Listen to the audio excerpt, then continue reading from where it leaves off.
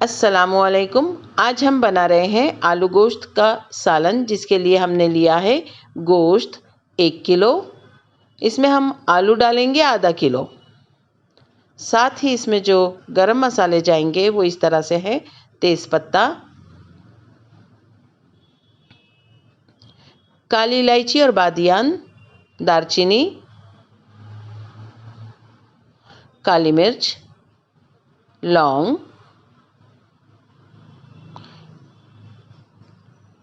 अब हमने करना यह है कि एक बर्तन में ऑयल लेना है और 4 बड़ी साइज़ की प्याज तलकर इसमें से निकाल लेना है, क्योंकि बिरिस्ता लगने वाला है हमें। जब ये तेल गरम होगा उसी वक्त हमने इसमें तमाम गरम मसाले जो हमने निकाले थे डालना है।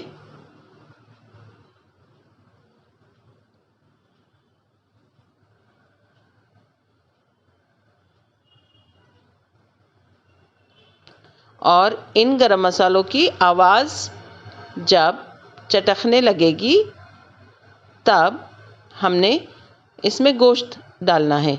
गोश्त जो कि हमने 60% गला लिया है, यखनी बना ली है। 60% इसलिए गला लिया है क्योंकि 40% इसका मसालों के साथ भूनता जाएगा और गलता जाएगा, ताकि गोश्त की बोटियों में मसालों की महक और जायका बहुत अच्छी तरह से शामिल हो जाए।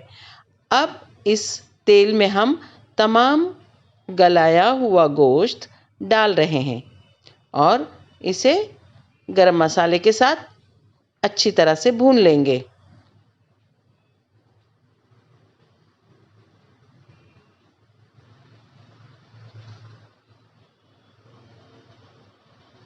गोश्त गलाने के लिए हमने उसमें पानी, नमक और थोड़ा सा अदरक लहसुन का पेस्ट शामिल कर दिया था, ताकि बोटी जो है इसका जायका फीका सा महसूस ना हो।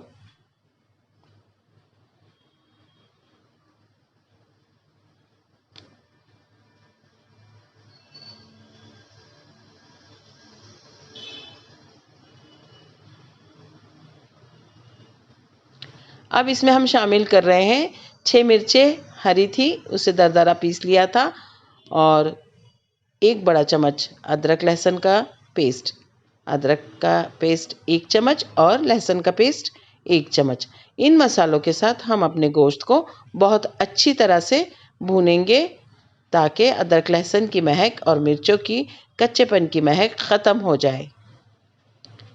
अब हमने करना यह है कि जो हमने प्याज तलकर निकाली थी, उसका बिरिस्ता बनाया था, उसे बहुत अच्छी तरह से हाथों से क्रश कर लेना है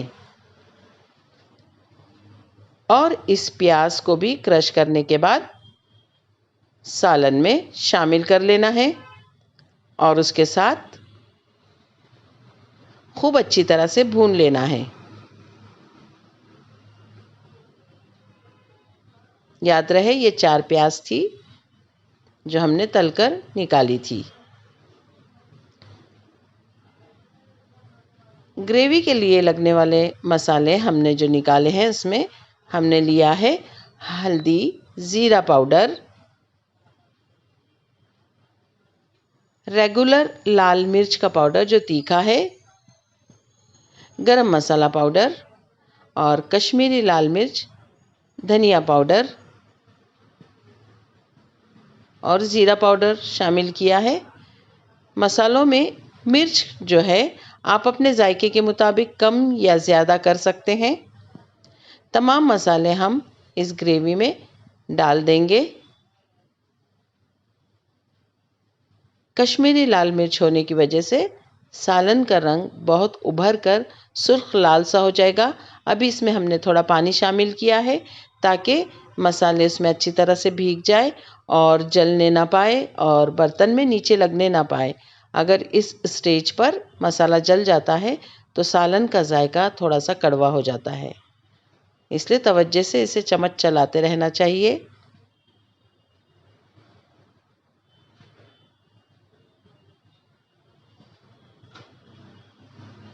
अब हमने लिए हैं 4 बड़े साइज़ के टमाटर, जिससे हमने मिक्सर में खूब अच्छी तरह से बारीक सा प्यूरी बना लिया है। और यही टमाटर का पेस्ट जो पीसा है इसमें शामिल करेंगे और उसे खूब अच्छी तरह से भूनने वाले हैं।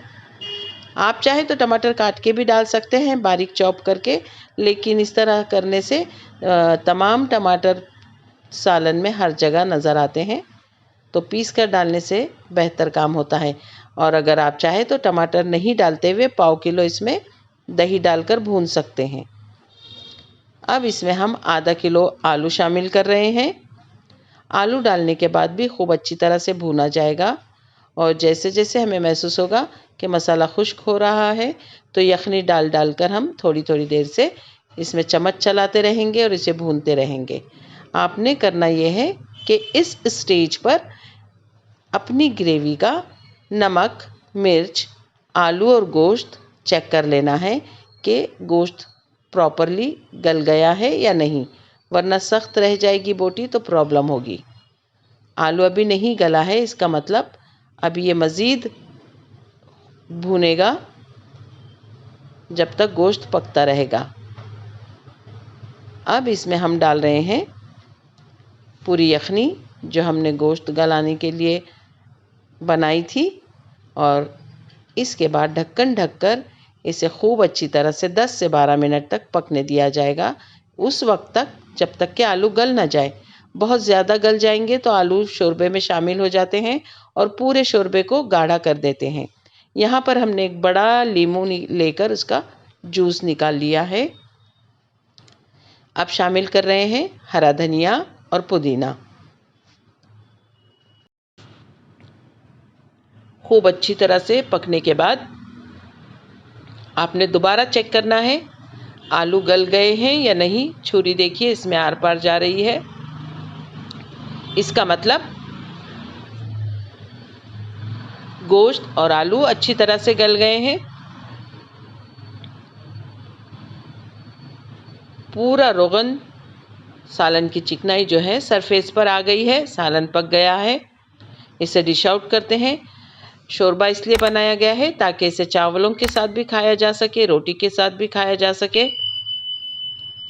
अल्लाह ताला आपके दस्तरखान पर बहुत सारी बरकतें और नेमतें अता फ़रमाए। इस रेसिपी को ज़रूर ट्राई कीजिएगा और सब्सक्राइब कीजिए। दुआओं में याद